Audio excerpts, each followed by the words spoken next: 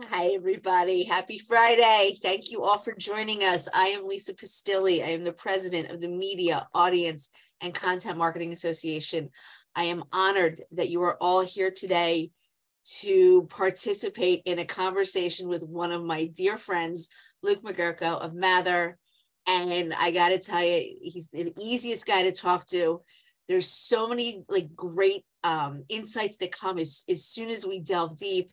It's truly an honor that he's here and you are all here. I want to thank the board for all of their support, their help. I want to thank TVDA. I want to thank the new team that's coming on board. I want to thank our advisory panel. And I'm hoping you guys can see the screen, which I think it is. This is real simple. Yeah, We are the Media, Audience, and Content Marketing Association, # where the conversation happens. And I think after today, you will all understand why we call ourselves that. So again, today is a conversation with Mather. Luke Magerko, head of data science and ML ops. Remind me to ask you what ML is, Luke. And me. The main thrust of what we're going to talk about today is transforming print to digital successfully, which Mather apparently is a super expert on, so that's awesome. We want to remind everybody to keep up to date with our website, the-macma.org. Please renew your memberships when you get the email. Thank you so much. It'll make our friend Edelyn very happy. I want to thank all of you for being here. March 10th will be our next conversation, and you'll see lots of promotions about that. Please all mark your calendar for April 13th. We are back at Hearst Tower for MACMA Industry Day. For those of you who were there last year, this is going to be an amazing day. It's lining up beautifully. Super excited about it. There'll be a lot of promotions to come. So please keep an eye on your email. These are the social channels that you can follow us on. I want to thank our diamond sponsors, CDS Global, SFG, Darwin CX, gold sponsors, Data Axle, Omida, Lester, PWX Solutions, Synapse, and Staymates. Here's a list of the silver and bronze. And that is our intro for today so far. So we're going to jump in, and Luke and I are going to kick it off. And so please use the chat for questions. We will be monitoring it. And if the raise the hand reaction thing works, feel free to use that as well. We have people here to help us so we can keep the conversation going, but we really do want to hear from you guys. It's super important. Okay. So again, this is Luke Magerko. Luke, I'm going to turn it over to you for a minute. I want you to fill everybody in on your background, how you got to Mather, what exactly it is that you do, because we've talked a little bit about it, but I want you to share it with everybody. Well, thank you all for coming in. Lisa, thank you for having me. So I am head of data science and ML ops at Mather. ML is machine learning. I saw in the chat, the question was answered. That's machine learning operations. So essentially I lead a team of data scientists, economists, analysts, and engineers in the building of models, the transformation of data, and then ultimately productionalizing those models so that the insights can be turned into something that can be practically applied. So as an example, we build models for churn, we build models for customer lifetime value, for price elasticity. We look at the journey of customers on the digital side, but ultimately what we're trying to accomplish is to suss out signals to allow consumer marketers, content providers, and ad sellers to be able to tell their story and then also to increase lifetime value for customers. I've been at Mather now for just over a year. I've worked in the magazine industry for, just under 30 years, 3 main publishers, Sampler Publications out of Chicago, Illinois, the Meredith Corporation out of Des Moines, Iowa, and Hearst, where I worked for both Hearst, the magazine group, but also for CDS Global out of Des Moines, Iowa, and that's currently where I live. Okay, well, that's a lot. So let's give everybody just a little bit about the data scientist thing. You and I talked about it briefly when we did our Q&A. Let's clue everybody in just a little bit on that, and then we'll keep going. So data science is just a discipline within statistics and econometrics and engineering. It crosses multiple fields, but ultimately what we're trying to do is collect the data, in this instance, from our subscribers. What we want to do is understand them better and then provide them in real time offers that they want and content that they are looking for. So as an example, when you talk about a churn model, and we'll go into this in a little bit, what we're trying to do is observe the behavior of that customer to determine that they're still happy with the product. So as their churn score actually increases, we get into action, providing that information back to consumer marketers to say, these people are either unhappy with the product or not enjoying it as much as they once did. We need in some way, shape, or form to have an activity to get them back engaged with the product. Got it. Okay. So I'm not sure, I'm lucky enough that we've chatted a little bit, so I know a little bit about Mather, but could you tell us a little bit about Mather Economics, the value prop, and specifically how the analytics helps publishers of all sizes in print and digital decision-making? Start with that. So in our history, we've been around for just over 20 years. We are a business consultancy specializing in multiple different activities, most related around consumer marketing. Again, we spend our time digging in deeply to the data sets of our clients and then building out models that will help increase consumer lifetime value. We're actually in the process of building out the churn models to, again, identify those customers. We spend a great deal of time with content because one of the things we're learning, especially on the digital side, content is essentially driving all aspects of that relationship. So learning about the data, learning about the content, and then identifying the most productive content that will drive customers both to the site for the top of funnel, but also then get them to convert. I just think that's like so fascinating and so important to everybody who's in that space. So I think we're going to take a little bit of a reality turn first, and then we'll dive more back into what you actually do. So a lot of people have focused on the quote, and I don't even like this word, but I'm going to say it just because it's relevant, sort of, the inflation thing and the inflation bubble. Do you want to talk about that challenge and how it affects publishers in general? And maybe we'll do a deep dive as we talk about churn and stuff. Yes, and I have charts to back this up, but since it's a conversation, we'll just talk it through. Okay. Over the last 2 years, inflation has continually gone up, and consumer marketers come to Mather and ask the question, what are you seeing on inflation, and should we raise prices even though all other prices are going up? And we spent a great deal of time with our clients looking at their data and started to build kind of a use case around a high-level answer to that question. And what we're learning is, as inflation went up, yes, there was a segment of your audience that did have an effect with inflation, but it's not universal. This is the part that is very important to remember. When you do a model, what you're essentially learning is about who your best customers are, who your kind of middling customers are, and then who are your low customers. When we did the analysis on inflation, what we found is raising price overall was in fact a very bad idea. But what we found was it was the marginal and more at-risk customers that had a price sensitivity because they were kind of on the fence with you anyway. So what we've done, and we spent a great deal of time counseling our clients, is to identify those best customers, create some type of marketing package that allows them to see the value again in your product. They're already there. They like you. And then those are the customers that, yeah, they are not price sensitive. Even with inflation at its current rates, those who love you are more than happy to spend more with you, especially as you give them better and better products. Got it. Should we do a question? There's a question on churn right now, or do you want to wait for a sec? No, we can do that. It's up to you. Okay. So Brian Fox, hi Brian, wondering how similar churn models end up between various publications. How much commonality is there in behavior that leads to renewal? Are B2B and B2C similar in customer behavior? Oh, Luke, who's had that conversation with you already? Why, you have, Lisa. So the answer is every model is unique.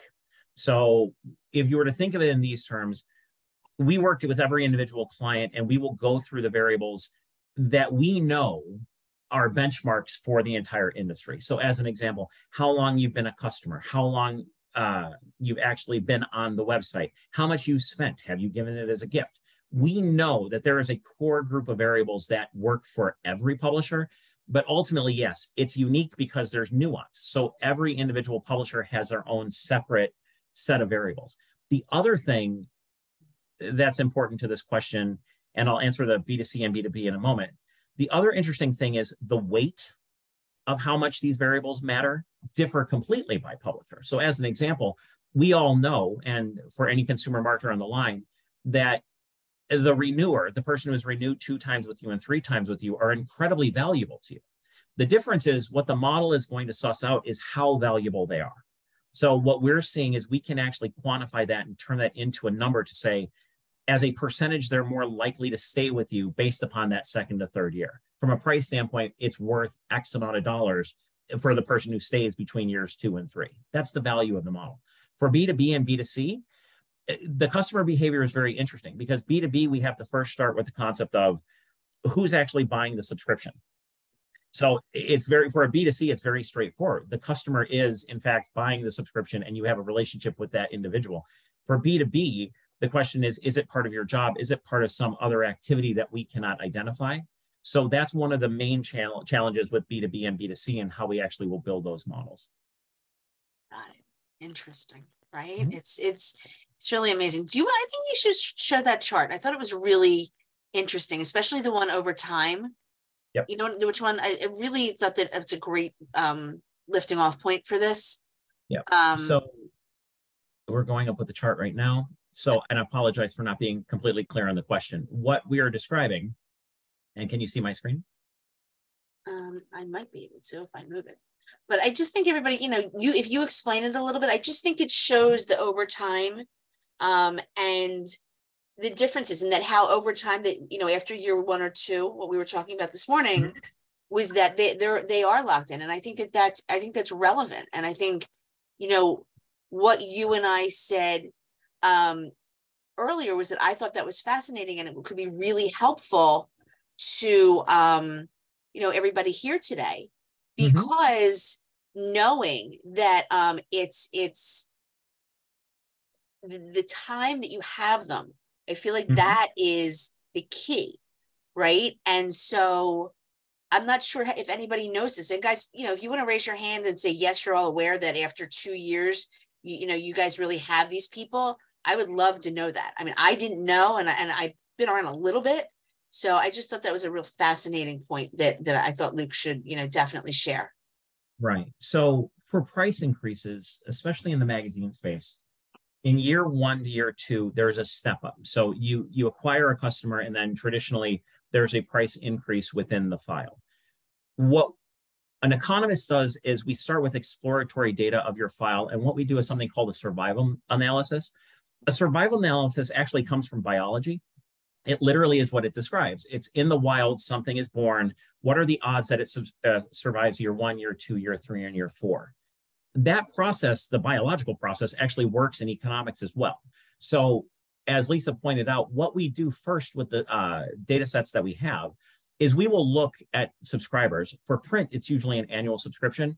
And what we do is we look year by year to determine what probability they have of actually staying on file or whether or not they're going to churn. So in the instance that you're seeing on screen, in year 1, this publisher has about a 35% churn.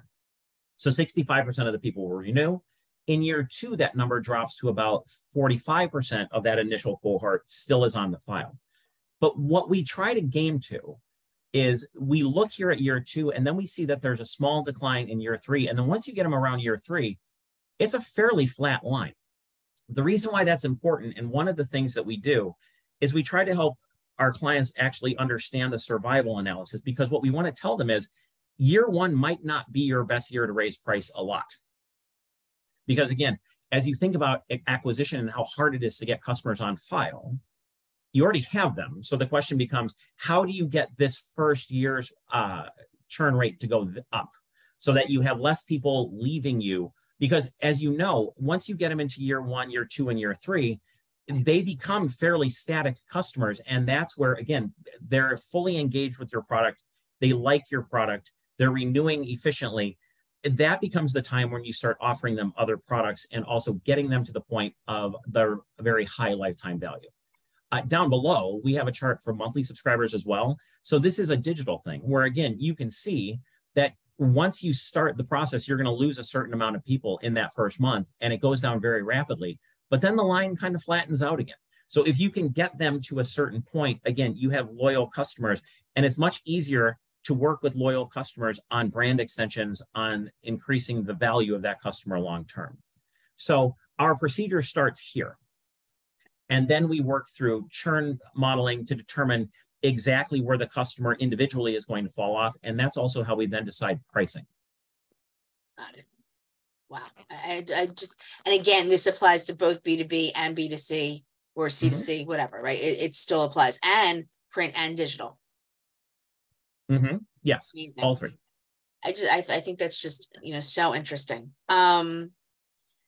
Let's talk a little bit. Do you want to talk about the pricing and, the price sensitivity, or, or fear of churn and price increases? Tell me where you would like to go next. Yeah. So within that, we'll continue down. So one of the things that's interesting about this is, so we do the survival analysis, we begin to create a plan. Then from there, we will start talking about individual price elasticity and what we should charge.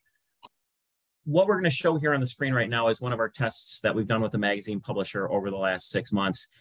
And what we want to get a sense of is how we go about setting up prices, and then ultimately what we learn from the results. So this is, again, it's one of those things, my official title is data scientist. And within the modeling process, what you're going to learn is that it is science. You're going to do it quickly, and you're going to do it in small expire groups. You're going to get learnings, and then by the second and third test, you can roll it out, because ultimately you learn very important things. So what we're going to show here is how we increase lifetime value by doing optimal renewal prices for a 1-, 2-, and 3-year offer. What essentially I'm going to do is I'm going to blow up the chart here and walk you through it. But ultimately, what we tried to accomplish on this test, this is a fairly large mainstream magazine, and in it, what you're going to see here is 2 lines. The first line is the blue line for the response rate. The green line is going to be how we increase revenue. What I want to focus you in on is this publisher allowed us to do multiple price tests. So in group number 1, we call it price reduction of an average of $2. This one is a no price increase. Essentially, that was a price increase of maybe 5 to 10 to 15 cents on average. And then from there, we aggressively raised price in $2, $4, $6, $8, $10, and $12 increments. We did this based upon one expire group for this publisher. And what we wanted to identify in split 2, these people that we say are price reduction, these are your poor customers. So what essentially we've identified in this group is these are the ones least likely to renew. So we tried, as part of the test, to reduce price a little to see if we could get them on to a renewal path. As you can see in the blue line, their response rate was 15.4%, well below everything else. Again, scientist, this is a good thing, because we've identified the right people as the most likely to churn. This client now is in a conversation of, now that we've identified these customers to be least likely to be part of the magazines going forward, what essentially we're going to do here is have a program to reduce the amount of communications we're going to have with this customer. Because one of the challenges is, if we know they're not going to renew, is it worth spending a great deal to try to keep them? Okay. So that's what we're calling the floor as part of this test. Over here, then, you can see how the response rate is actually going to decline per group based upon the price increase. But what you're going to notice is 33 to 34% response rate is good, and then it starts to decline. The thing that's interesting about it is, by raising price, you'll notice that we had a slight increase here at no price increase. The $2 got us a little bit more. The best part about this chart is it worked. You start seeing a very large revenue gains from doing this test. What's the best part, again, is the scientist in me, is that we then found the ceiling. So we say to this publisher that their best spot is somewhere between $4 and $10 price increase based upon what we're seeing. But we realize that 12 is obviously the ceiling. You cannot go to $12 incremental on this subscriber base. So we are very excited by this line, because this, in econometric terms, is about as good as you're going to get. You get a sense as to where your sweet spot is, and you realize your guardrails. You can't go lower, and you can't go that high. So these are the types of things that we do in a test, and then from there, we hone it in each expire group, and then ultimately we roll this program out across the entire universe of customers. It's really amazing to see it visually. I think that's just fascinating. So let's take a couple of questions from there's a couple of questions I want to talk about. Let's do Greg's first. So was there a price sensitivity in the first conversion for an auto renewal credit card business? Does that make sense? Sort of. Greg, feel free to jump on if you want to ask. I'm getting to it. Okay. So in this instance, we were not given auto renew credit card. Okay. Because, and again, so this is where we work closely with the publishers. In this first test, the auto renew credit card group for this individual magazine had already gotten a couple very large price increases. So again, what we're working with each individual client is the group they want to target. So that's a very good question, Greg. In the past, we have worked with auto renew credit card, and the results are very similar to this. And it's because, again, since it's auto renew, the amount of negative response we got in the bill me was actually not that bad. So auto renew is the best group to test something like this with in the beginning, because we believe that group has the best opportunity for incremental revenue. Got it. Okay, and then from Jim Cowart, have you found if we promote the 3-year discounted rate more heavily from the onset, does this then impact the 3-year churn to then become greater, or does it help extend the life to the 3+ years?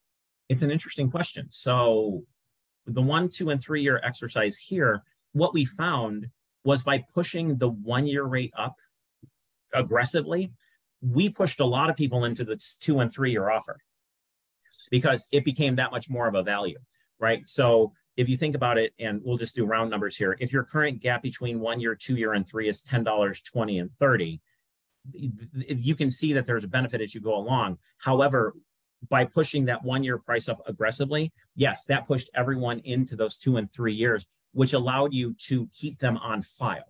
So one of the things that we're very cognizant of within the testing is what's the goal of the individual publisher and their consumer marketing group?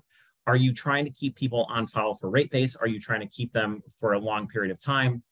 What is your goal? If you're trying to extract as much revenue out of every individual customer every year, we would not nearly be as aggressive in that first price point. However, we would say that the price reduction you give them in year 2 and year 3, we would actually make that a lower percentage. So that we work with the publisher on specifically those types of questions. Amazing. So Ryan Fox says, have you ever seen an instance where reducing the pricing increased revenue? And okay, so we'll do that first, and then there's the flip question. So go ahead.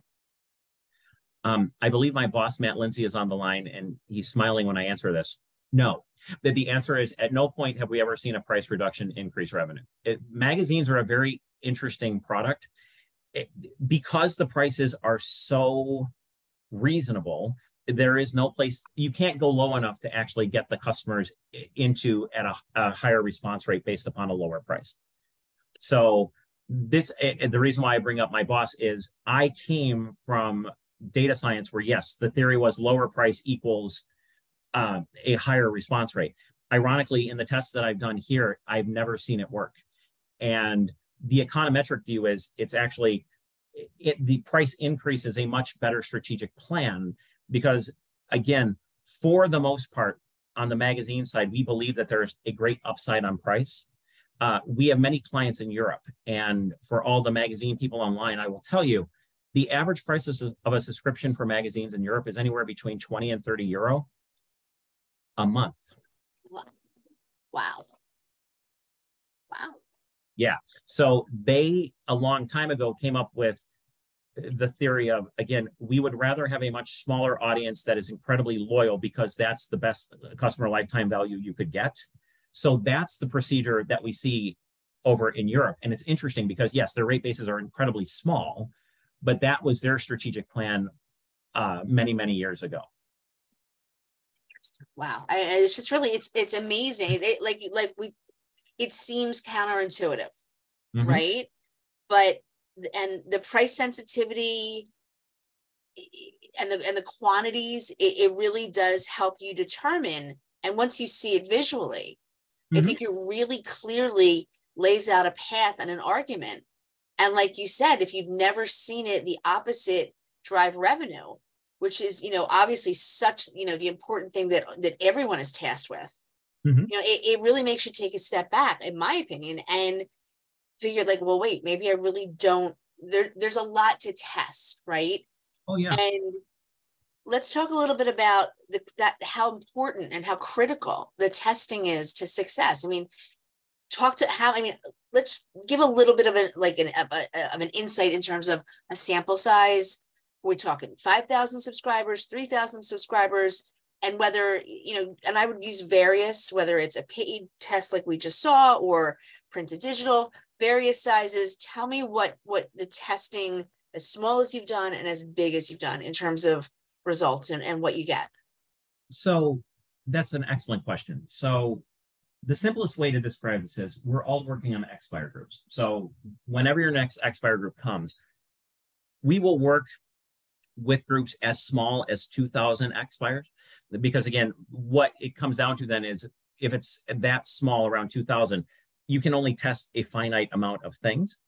The larger the expire group, the more things you can test. But ultimately, the way a test works is we work closely with your distributor. We will end up taking that expire file for your next group, and whether or not there's a promotion key or however else you're actually integrating with your distributor, we will manually go through the process of changing that outside of the system and allowing the distributor to extract that file and put it back in. The reason why that's important is we want to make this as easy as humanly possible.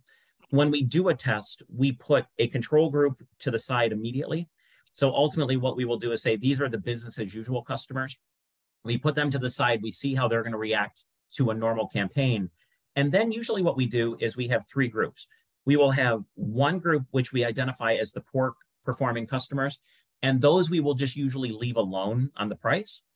The second group is we will increase, usually based upon your price file. So we will go up one price point past your normal step up.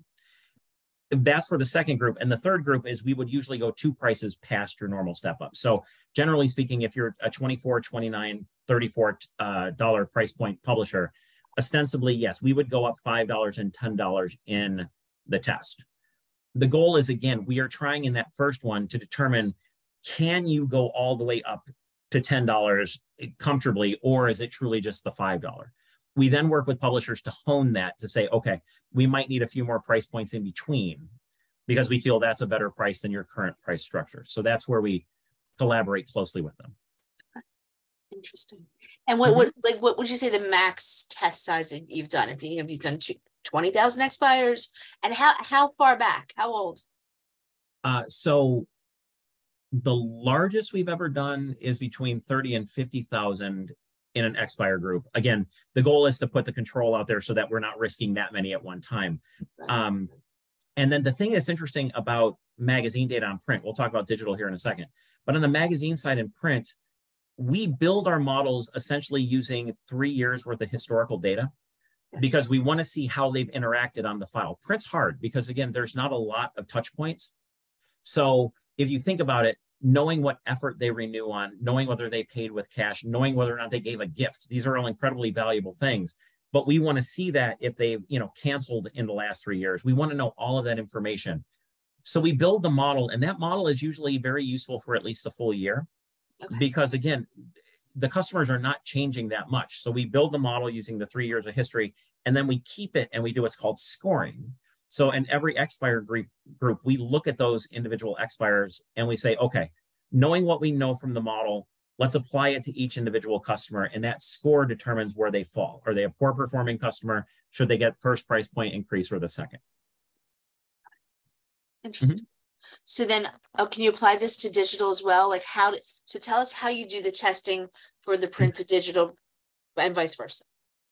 So digital is very interesting. And I'll break it down into 3 different types of analytics that we're currently doing and modeling that we're currently doing. I'm going to go from back to front. So the most relatable for consumer marketing, as I'm describing from a renewal standpoint, essentially is renewals and churn modeling on your digital subscribers. The best part about them is we know who they are. Again, we know how they came in. We know all of their transactional data.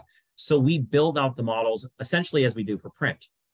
The very exciting part about building digital models, however, is we have an entirely different data set as well. So we add that transactional data to our clickstream data. And what we do with our individual subscribers is we try to track them to see what kind of engagement they have on the site and what kind of behavior they have on the site. Mather actually has a tool where we work with our newspaper clients called Listener. We actually fire up a tag on over 500 of the markets on the newspaper side, and we collect that information, and we can actually see how far in the article they read, how long they were on a site, how many different sites they saw. We're collecting that information because that behavior is incredibly important. Because what we're learning is transactionally, the probability of you renewing is very good. But what happens to the subscriber who stops showing up, right? Within this data, you can see that. And that becomes the conversation of when you see someone lagging on participating on the site, do you send them an offer? Do you send them an email? Do you send them a newsletter? Do you send them something to re-engage them? So that's the first one that we're doing. That's the churn model based on existing customers. Okay. The second one is trying to monetize registered users. So again, you at least get an email from them. And again, you get behavior. You don't have any transactional data, but you can watch them come to the site. And when you see them on the site, the question is, again, are they showing up? Are they lagging? Do they go to certain authors? Do they go to certain content? What are they doing when they're there? Right. We can build models off of that to say, all right, these are the things that make a subscriber. So they're showing up for however many, let's call it 15 minutes a day, right? That's a good thing. And they show up every day. So frequency is every day. The last time they showed up was today. These are good customers. So that's a model that allows you to start identifying what kind of offer they should receive. Okay. The third one, and the one that's most difficult, excuse me, is the anonymous to registered users. The vast majority of people who come to your site show up once, show up twice, show up 3 times, but they never actually convert. So since that data set is so large and since the response rate is so small, again, when you think about how many people come to your site and actually register, it's an infinitesimal percentage. Right. There's not a lot of signal there. So what we end up doing with our customers is we suggest to them, based on content analytics, people are showing up again on a regular basis with that one cookie that's going to degrade fairly quickly, but we see them and they're touching the same sites over and over again. So essentially we're doing what's called threshold modeling. People who will show up a certain amount of times get an offer. People who don't show up get an email, and it changes as it goes along. But we're trying to identify customers to get them in a smaller segment so that ultimately you don't have to look at all the people who come to your site, but rather people who are showing specific behaviors. Agreed. It's amazing. I mean, I think that the ability to target them that way and to see it that way to then be able to model out. So are there statistics that where you've taken the anonymous and registered them? Is there anything that you can share, like either just, consumer or B2B or print to digital? Is there a standard yet, or something you'd be comfortable saying this is the average? So here's where it gets very difficult. So we do this. So again, for Mather, we work with news media, magazine media, cable television. We work essentially in any type of media that you can possibly get your hands on. So one of our clients is a very large multinational media company that gets millions of hits a day on their sites. And the thing is, when you actually look at the response rate from anonymous to registration, it's less than 0.2%. So it's an incredibly difficult process. So that's why trying to take those millions of hits and actually turn them into something reasonable, we can take a small segment of that, say 10,000 of those users, and we can take that 0.2% engagement up to 0.4, 0.6, 0.8. But again, it is such an enormous amount of information out there that we are increasing. We're increasing the engagement and getting them to registration. But again, we haven't expanded it across the millions of hits that they have a day. We will super focus and target on one group, and we can show that value. So the next part then is, do we go to the second group, the third group, the fourth, and try to replicate that process? Super small numbers, but super big numbers. I mean, the percentages are super small. The numbers are super big. And then it turns into a game of, is it worth it? Is it not? Right. And then is it identifying who are the best converters? Like, so you can figure between the data sets of how many times they visit, then you're able to identify who's going to convert the best, one way or the other, whether print to digital, free to paid, or to subscribe or whatever. Right, you got it. And strategically, what then we do with our publishers to this point is, you're right, there is an enormous amount of information. There's an enormous amount of people coming to the site. How do we actually work on all of it? And if you think of it in these terms, we spend a great deal of time with our clients trying to work through their strategic vision going forward. You mentioned print to digital. In multiple instances, I've worked with publishers that have actually done the research. The print audience and the digital audience are not the same. And I will say that as a global statement, but there are brands where that's not the case. And again, you would assume, the higher end magazines possibly have a different model. But when you're more mass, what we found in the past is that overlap between print and digital is in the single digits, right? It's a very low percentage of people who actually cross over that way. So the strategic plan that Mather spends a great time working through is, how do we help you manage the decline of your print? We all know print is going down. So the question is, how do you increase the amount of revenue you're getting from your remaining subscribers? How do you extract that revenue and then put it towards your digital marketing offerings? And ironically enough, we spend a great deal of time on content, because if you tie it all together, we believe that it's the content that's driving people to the site and then will ultimately drive them to the paywall. Okay. So what we counsel is taking all of that savings and giving it to the newsroom for newspapers, to the editors for magazines, because if we can identify, as I mentioned earlier, a certain content that's actually driving people to actually register, we want more. We want as much as humanly possible. And that's why the goal of this exercise is to start extracting savings from one part and using it to transfer over to the other. So that's the print to digital strategy. Manage the decline, increase as much revenue as you can, and use that to further growth on the digital side. So I want to pause for a second, because I think what you said, there's a key here, and I think it applies to so many people that are on this call that are members of MACMA. And I think it's the insight could change everything. And when you said that the print audience is not the same as the digital audience, okay, I think that's a huge realization, and that there's so much there to unpack, because there's a lot of people on this call that are tasked, and specifically in 23, and I'm sure 23, 24, 25, and they're tasked to convert their print audience to digital. Okay, so that's one scenario. Then there's other scenarios where they were forced and they just did it. But I think that the key here is to really understand that. And I don't know personally, and I would love to open that piece up to everyone here. Are you, all of you, understanding that? Did you know that? And I work with, a nice broad, swath of the industry, that I never thought about it, that the print people weren't the same as the digital. In our world, it seems, or my other world, outside of MACMA, it seems more like, oh, well, we're just going to offer them the digital edition, and they're going to take it, and they're going to do the digital, and that'll be that. And so what you're saying is, it changes the way that a lot of, one segment of this is B2B and even B2C, and then what does that mean, and how does that play out? And then is it more of a print subscriber goes to a paid model? Okay, if you're forcing the digital editions and then building that separate audience, because that's what you're saying, then is they now have to go out and build, a digital audience that's quite different. And I'm sure I don't know if you've modeled demographics on the differences between a print and digital audience, but I think that that's a fascinating place to go. Right.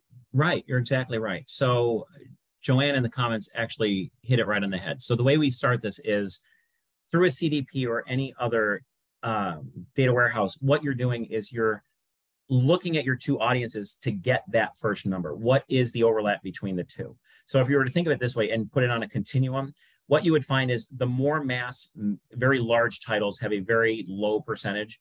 The more niche you get, the overlap is going to be higher. It's still only going to be probably mid-teens to 20%. So that's step number one, is to figure out what that overlap is, because that's going to get you in the game. If you have a decent overlap, then the question becomes, how do you convert those people from print to digital?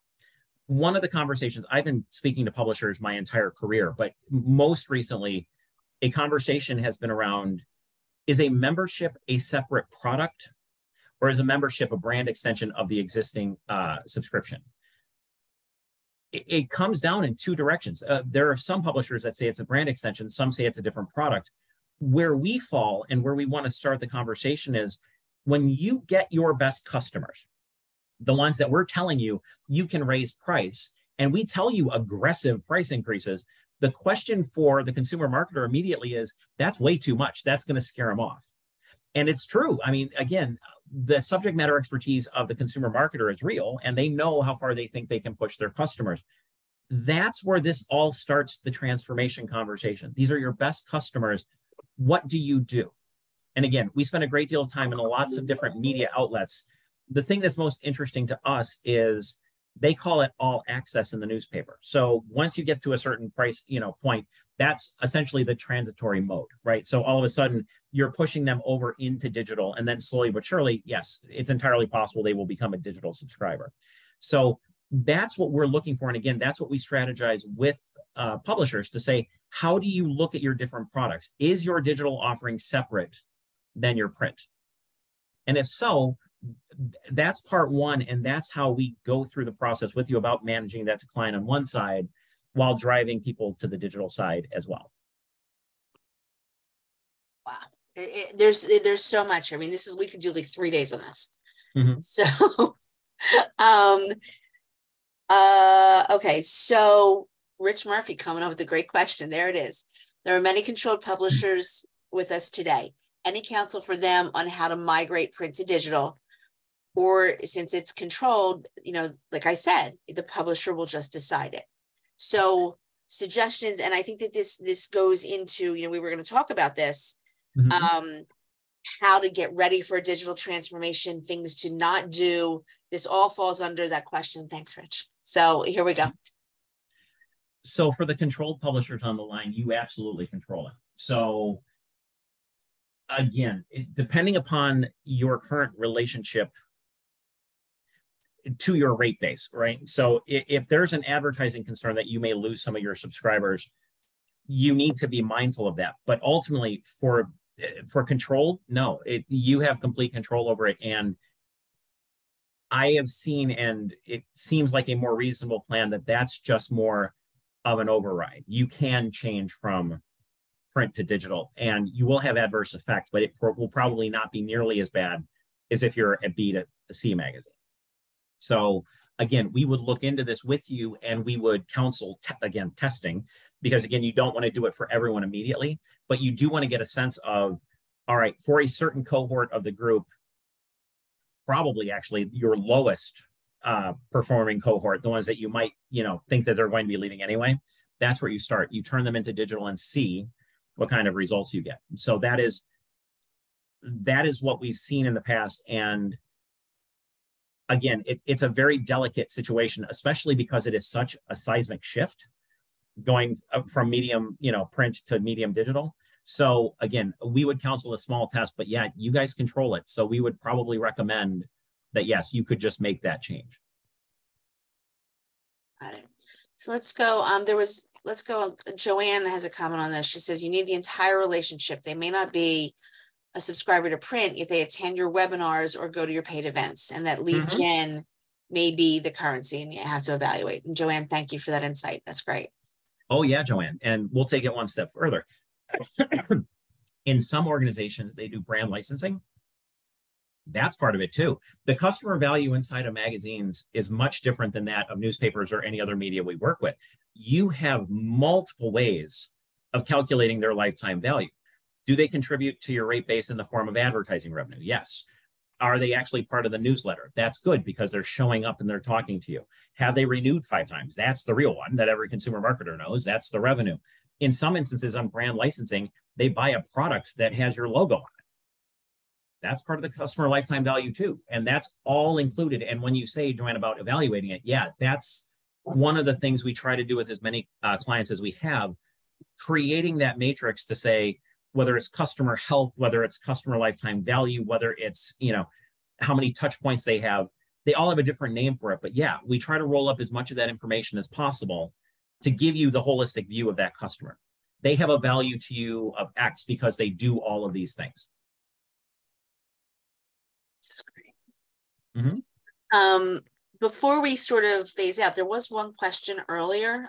If you'd like to address it, it was from Adam Thompson, I think. And it was back to the price increases. Do you want to address that one? Have I seen differences in spelling out price increases to customers at point of sale being vague or nothing at all? Rarely. So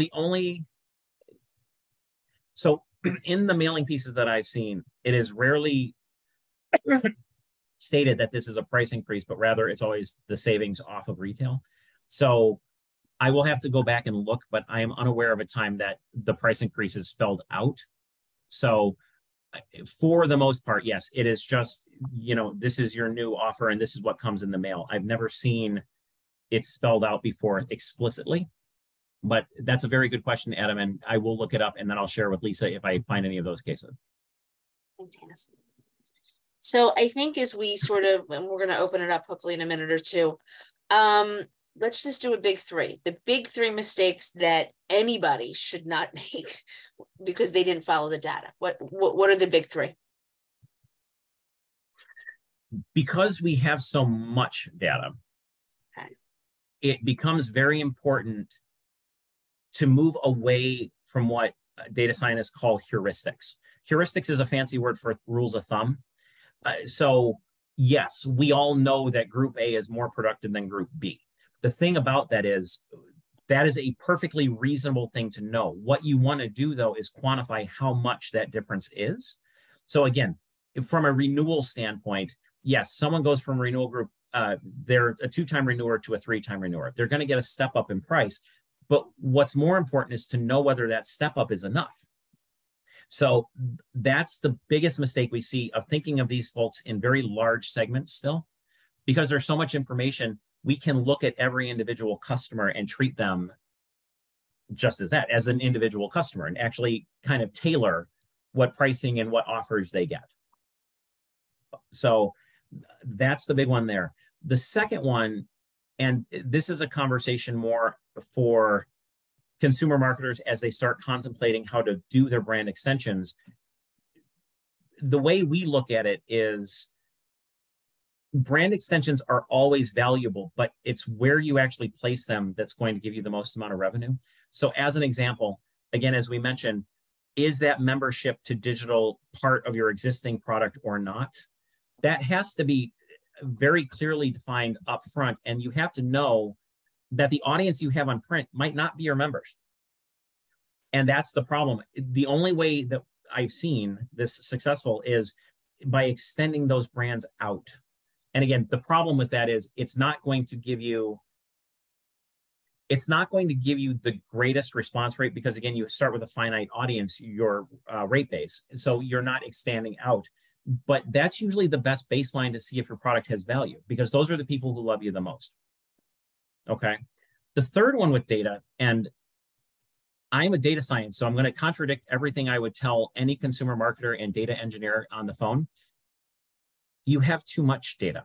As weird as that may sound, you have too much. And what I will show you, and again, it's a very quick slide, and this does get a little in the weeds, so I apologize in advance.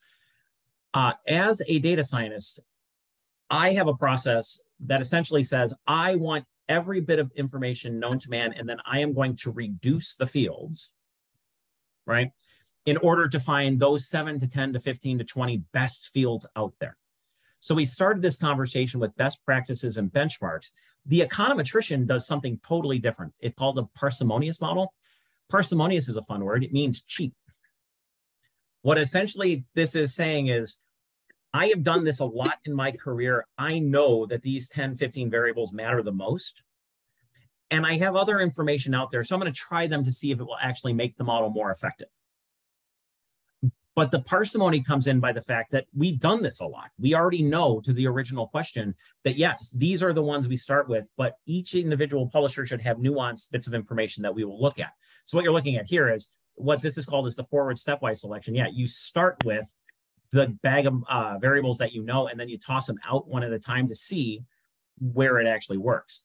In the data science approach, you just grab everything and then one after the other, after the other, after the other. You test them all, and then you end up with the variables. Ironically enough, the procedures that you see on the screen end up almost in exactly the same place. But for those of you collecting all of that information, one of the things before you collect any more is actually build the model on what you have and figure out if you need anything else. Because if I come to you and say, my model is 90% accurate and I get, based on these 15 variables, you don't need the 16th variable. So for those of you collecting inordinate sums of information and putting it online and paying those fees to AWS, one of the services, and this is a small sales job, is to actually help you understand what data you actually need. Because we all collect as much as possible. And I will tell you, I'm the reason why. I'm the data scientist in the back room saying, give me everything. I've learned that that's not the best way. So that's one of the things to keep in mind as well. Less is more. Yeah. I love it. All right, everybody unmute and ask, raise your hand, throw a question up. We've got a couple of minutes left. I think it's time that everybody asks Luke their question. I've got questions, which means you all do. So please unmute, ask away. I'll read them from the chat. Feel free. Nobody? Put pressure on them, and that's what happens. Well, then I guess what I'm going to say is, okay, since nobody else is going to ask questions. Joanne's got a great comment there about looking at all your assets under VIP membership and community models. I think that's awesome. We're not allowed to unmute. Oh, thanks, Patty. Didn't know. Okay, good to know. Thank you. I didn't know. Maybe somebody can help us. Either way, put it in the chat. And if not, Luke will be with us hopefully at MACMA Industry Day, where we'll take it forward to go again. And I think that Luke, the insights that you've shared today are just amazing. And I personally, I took notes. So I feel like it's such amazing content today. I'm so grateful to you for sharing all of this. And I think, what do you think 23, 24, and 25 hold for the modeling? A great deal. So the simplest thing is, and we all face the same problem. The phrase PPD comes up in every conversation I have. It is becoming more and more expensive to acquire new subscribers. It's becoming incredibly expensive to maintain them on print. So we're spending a great deal of time with publishers actually figuring out a way to be as efficient on that side of the business as humanly possible, so that they can use that that expense savings to hopefully increase revenue on the digital side. The change is coming. It's just managing what you have is very important. And again, this is more of another industry, but for those who have gone fully digital, what they're finding out is print is still an incredibly important part of their business. So one of the survey questions we ask any publisher we go to is, where do you see your print revenue in the next 1 year, 2 year, 3 year, 5? And it's remarkable. They all say the same thing. It's going to be down single digits, possibly low double digits, but it is still, as a share of their business, going to be the vast majority of their revenue. So it's maintaining and taking care of that is what we're explaining to everyone, is that's still priority number one. Priority number two is to grow the digital side, but to be patient, because it is an incredibly difficult idea to grow an entirely different medium or different platform. Sure. And Mike has raised his hand. Yes, he has. Unmute. Can he unmute, or is he plugged in? There we go. I'm good. I'm good now. So yeah, this is a absolutely fantastic topic. Anytime the word economics gets thrown into this, being an economist myself is really fantastic. I've also never seen a decrease in price increase revenue either in the time that I've been doing paid subs. So it's sort of counterintuitive. You think it would work, but it doesn't. One question I had that's maybe a little out of scope, but related, and given your background, you might have some thoughts about this. Yeah. There's always a question about where to put that elusive paywall, right? Like, how much interaction do you give away for free? A lot of companies, Globe and Mail, New York Times, Wall Street Journal, have now adopted sort of a dynamic or AI driven paywall. What are your sort of thoughts on that in terms of not having a hard and fast rule of read 3 articles then you got to pay, but it's more about behavioral characteristics that throws the wall up in front of you? So I did not put Mike up to that question. Thank you very much. But we have a product called the premium content model, and that's why I'm saying it this way. What we have found, especially in the newspaper side, is that the paywall is not actually driving people to convert. What it's doing is driving people away from showing up. And the reason why we built the premium content model is we want to use natural language processing and machine learning to actually figure out topics that drive people to the paywall. Well, and again, I apologize for the newspaper-centric concept here, but it works on magazines as well. You're trying to build a relationship with someone, and you're telling them that certain areas, whether it's content or whether it's that editorial writer that you love, is off limits to you. So you are literally building a wall towards that relationship. So what we're doing by doing premium content is going through the process and saying, all right, certain topics are going to go behind the paywall, but not certain editors, not entire categories of content. So recipes for any of you working in food magazines, right? You can't put desserts behind the paywall because that would literally drive away part of your audience. So what we're doing is we're driving the conversation through individual articles that we say, these are the ones that should go behind the paywall and these are the ones that aren't. And that takes away the overall paywall. But what it does is allows people to come back and still read that editorial writer that they like, or get some content within food that they love. That's the way we've been currently building out that part of our practice. And we've had great success with it because the way we're doing it right now is we're not integrated with the CMSs that would drive that decision and automate it on their behalf. We actually put it in Slack. So what ends up happening is we are given content, we scrape the content, we read the content, and then within a minute, we put in that Slack channel a check mark to either put it behind the paywall or not. And then it's still the newsroom or the editorial team's decision on what to do with it. But what we're saying is the algorithm has suggested that this has a high probability of getting people to convert. And then they figure it out from there. Thank you. Mm-hmm. So we have a couple of comments left. Greg commented on lower price revenue generation. Joanne is saying that you're using machine learning. Elizabeth Cruz, for controlled media, have you tested a difference between membership wall for exclusive content versus metering? We have not, but that would be a very good test. That's a very good question. And that's the way we end up getting most of our tests is through our subject matter experts. So that's a perfect example of something that would be something that we should test. And we haven't done it on controlled media at all. So that would be something we would love to talk to you about. Okay. Last call, guys. Any questions? Anybody want to ask? Anybody else want to ask Luke? And otherwise, we're going to pick this back up on April 13th at MACMA Day at Hearst Tower in New York. Last call. Okay. Okay, everybody, thank you. I'm so grateful for all of you. Luke, cannot thank you enough for just educating all of us. Oh my God. Luke, I have notes that we've talked before. Nice. It was a great job. Well, guys, thank you so much, everybody. Follow us on LinkedIn. Please renew your memberships as soon as you can. Join us on April 13th. Again, MACMA Day, Hearst Tower, more with Luke. And we're looking forward to our next event in March, Google Analytics 4 and Cookieless Future. And Dennis, if you're here, jump on and tell me what else we're talking about. But we can't wait for that one. And for everybody this was your first visit to a MACMA event, please, the link is right there. You can join. We welcome everybody. We have a digital membership available. If you're not, anywhere on the East Coast, please feel free and reach out to any of us with any questions. Thank you again to Mather and Luke and Bob Terzadas and everybody there. So again, thank you, everybody. We'll see you next month. Have a great afternoon and go Birds. Thank you for your time. Just had to move it at the end. Thank you all.